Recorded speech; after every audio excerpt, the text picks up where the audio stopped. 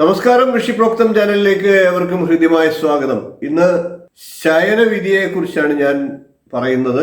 നമ്മളുടെ ഭാരതീയ ശാസ്ത്രപ്രകാരം ശയനം എപ്രകാരമായിരിക്കണം അതിനെക്കുറിച്ചാണ് ഞാൻ നിങ്ങളിലേക്ക് എത്തിക്കുന്ന വിഷയം. കിടക്കുന്നതിന്റെ തത്വം, എങ്ങോട്ട് തലവെച്ച് കിടക്കണം, അതിന്റെ ശാസ്ത്രീയ വശങ്ങൾ, നമ്മളുടെ ഭാരതീയ ആചാരപ്രകാരം എന്താണ് അങ്ങനെ നിശ്ചയിക്കാനുള്ള കാരണങ്ങൾ, ഇവയൊക്കെയാണ് ഇന്നത്തെ വീഡിയോയിൽ പ്രതിപാദിക്കുന്നത്. വിഷയത്തിലേക്ക് കടക്കുന്നതിന് മുമ്പ് ചാനൽ സബ്സ്ക്രൈബ് ചെയ്തിട്ടില്ലാത്തവർ സബ്സ്ക്രൈബ് ചെയ്യാൻ അഭ്യർത്ഥിക്കുകയാണ്. ബെൽ ബട്ടൺ ഓൾ ക്ലിക്ക് ചെയ്താൽ തുടർന്ന് ഞാൻ നൽകുന്ന വീഡിയോകളുടെ നോട്ടിഫിക്കേഷൻ നിങ്ങൾക്ക് ലഭിക്കും. വീഡിയോ ഇഷ്ടപ്പെട്ടാൽ ലൈക്ക് ചെയ്യുക, അത് മറ്റുള്ളവർക്ക് വേണ്ടിയിട്ട് ഷെയർ ചെയ്തു കൂടി കൊടുക്കുക. നമുക്ക് വിഷയത്തിലേക്ക് കടക്കാം. ആവാം കിഴക്കോട്ടും തെക്കോട്ടും എന്നാണ് നമ്മളുടെ ശാസ്ത്രത്തിൽ പറഞ്ഞിട്ടുള്ളത്. അതായത് തലവെച്ച് കിടക്കുന്നതിന്റെ ഏത് ദിക്കിലേക്ക് തലവെച്ച് കിടക്കണം എന്നുള്ളതാണ് നമ്മളുടെ ആചാര്യന്മാർ പറഞ്ഞിട്ടുള്ളത്. കിഴക്കോട്ടും തെക്കോട്ടും തലവെച്ചിട്ടാണ് നാം കിടക്കേണ്ടത്. കിടക്കുന്ന കട്ടിലിന് തലവെക്കുന്ന ഭാഗത്ത് പൊക്കത്തിലുള്ള ഒരു പലക കൊണ്ട് ഉണ്ടാക്കിയ രീതിയിലുള്ള കട്ടിലായിരിക്കണം. അതല്ല എന്നുണ്ടെങ്കിൽ ഭിത്തിയുടെ അടുത്തായിട്ട് ആണ് കിടക്കേണ്ടത്. തലയ്ക്ക് പുറകിലായിട്ട് ഒരു മറ വരുന്ന രീതിയിൽ, ഒരു ഭിത്തി വരുന്ന രീതിയിൽ ആയിരിക്കണം നമ്മളുടെ ശയനം എന്നാണ് ശാസ്ത്രങ്ങളിൽ പറഞ്ഞിട്ടുള്ളത്.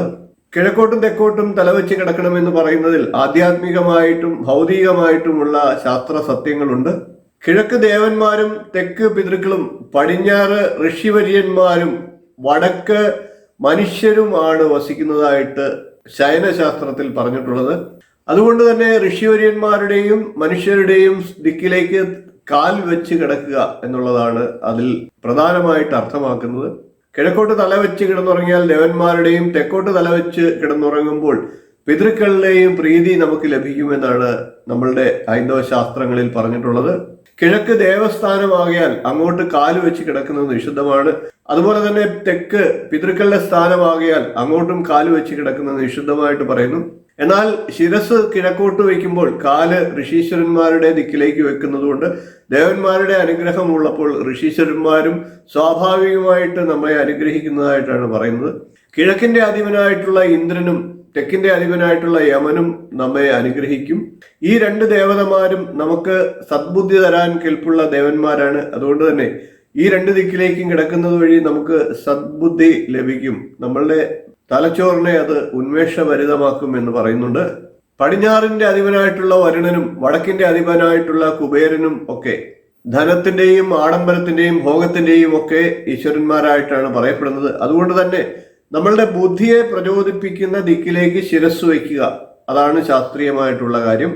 കിഴക്ക് കഴിഞ്ഞാൽ തെക്ക്, അത് പ്രദക്ഷിണ വഴിയുടെ ഒരു ഓർമ്മപ്പെടുത്തലാണ്. അപ്രദക്ഷിണമായിട്ട് ഒരു കാര്യങ്ങളും നാം ചെയ്യാറില്ല. അതുകൊണ്ട് തന്നെ കിഴക്കും തെക്കും ആ രീതിയിലും പ്രാധാന്യം അർഹിക്കുന്നതാണ്. അപ്രദക്ഷിണം ശരീരത്തിന്റെ സന്തുലിതാവസ്ഥ നശിപ്പിക്കുന്നതിന് കാരണമാകാം.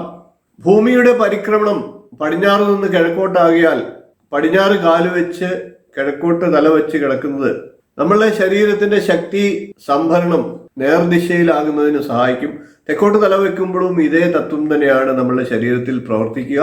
നേരെ തിരിച്ച് ദിക്കുകളിലേക്ക് കിടക്കുമ്പോൾ അത് വിപരീത ദിശയിൽ, അതായത് അപ്രദക്ഷിണമാകുമ്പോൾ നമ്മളുടെ ശരീരത്തിൽ നിന്ന് ഊർജം നിർഗമിക്കാനായിട്ട് കാരണമായി തീരാം.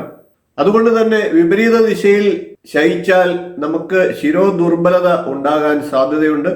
നമ്മളുടെ ആധുനിക ശാസ്ത്രപ്രകാരം വടക്കു നിന്ന് തെക്കോട്ടാണ് ഭൗമികമായിട്ടുള്ള കാന്തിക സഞ്ചാരമുള്ളത്.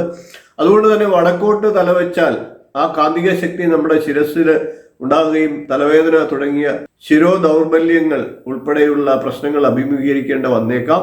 കാന്തിക ശക്തി ശിരസിൽ നിന്ന് കാലിലേക്ക് പ്രവഹിച്ച് നമ്മൾക്ക് ദൗർബല്യം, നമ്മുടെ ശരീരത്തിന് ആകമാനം ഒരു ക്ഷീണം അനുഭവപ്പെടാം. അതുകൊണ്ട് തന്നെ തെക്കോട്ട് തലവെക്കുമ്പോൾ അത് കാലിലേൽക്കുകയും ആ കാന്തിക ഊർജം നമ്മളുടെ ശരീരത്തെ ബാധിക്കാതെ വരികയും ചെയ്യും.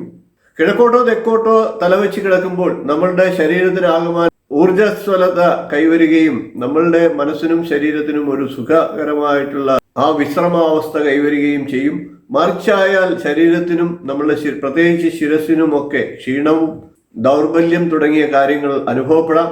നമ്മളുടെ പൂർവികർ ഇത്തരത്തിൽ ആ ശയനവിധിയെ നിശ്ചയിച്ചിരുന്നത് ഇത്തരം ശാസ്ത്രീയമായ കാര്യങ്ങളെല്ലാം ഉൾക്കൊണ്ട് തന്നെയാണ്.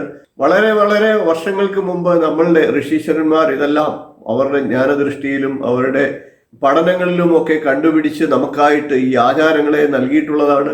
അത്തരം ആചാരങ്ങൾ പാലിച്ചുകൊണ്ട് നമുക്ക് നല്ലൊരു ജീവിതം കരസ്ഥമാക്കാം, ആരോഗ്യമുള്ള ജീവിതം കരസ്ഥമാക്കാം. അതുകൊണ്ട് തന്നെ ശയിക്കുമ്പോൾ തെക്കോട്ട് തലവെച്ചോ അല്ലെങ്കിൽ കിഴക്കോട്ട് തലവെച്ചോ മാത്രം കിടക്കുക. നേരത്തെ പറഞ്ഞതുപോലെ ഒരു ഭിത്തിയുടെ സപ്പോർട്ട്, ജനലിനൊക്കെ സമീപമായിട്ട് കിടക്കാം. കിടപ്പിന്റെ തത്വങ്ങൾ, നാം ഉറങ്ങുന്നതിന് മുമ്പ്, കിടക്കുന്നതിന് മുമ്പ് എന്തെല്ലാം കാര്യങ്ങൾ ശ്രദ്ധിക്കണം എന്നുള്ള പ്രധാനപ്പെട്ട ചില കാര്യങ്ങൾ അടുത്തൊരു വീഡിയോയിൽ ചെയ്യുന്നതാണ്.